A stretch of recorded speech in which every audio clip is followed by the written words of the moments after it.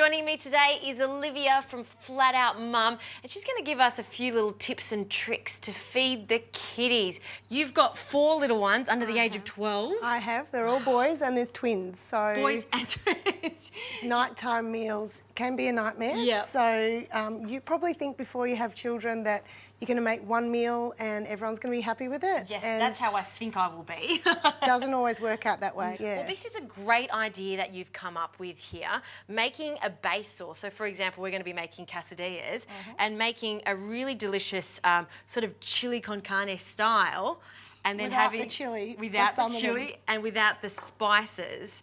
All right, Liv. Well, let's get cooking. Okay, so can you make the sauce? I sure can. Hide as many veggies in as you can so nobody knows. I'll make the Sure guacamole thing. and Absolutely. then we'll mix it all together. Well, you know this is going to be healthy for you because you've got black beans, some capsicum, which I'm going to add to some onion.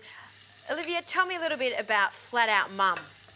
Okay, so it's a blog that I started after I had the twins. Yep. So I was doing a lot of things for twin families, and then I thought I might as well share some of my tips and tricks and real life with 4 kids, 4 boys. I don't really think of it as teaching mums because I'm still learning as I go. I've got 4 kids, and as I say, I still don't know what I'm doing. And as you know, with cooking, you find a meal that they all love, and then the next week they change their taste. So it's a constant learning curve, really. I think probably the best word to explain it is being adaptable.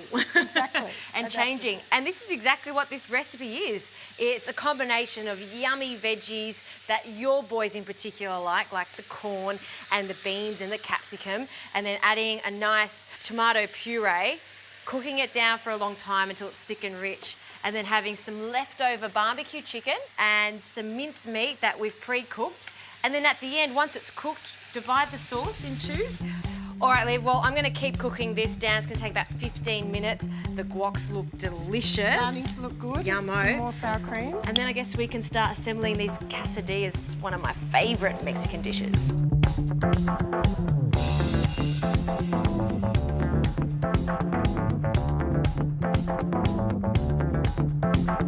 All right, well, our favourite twins are here to try these delicious quesadillas. We've got our mincemeat in here with all our veggies and tomato sauce and our leftover barbecue chicken. So, and maybe we'll add a little bit of guacamole to it. And we're going to be making some quesadillas. So we're going to add some meat on this side and some chicken on the other.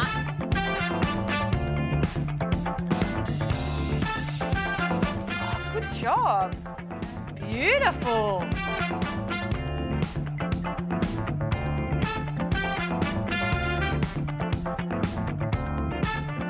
Beautiful. Thank you. Yum. Yum.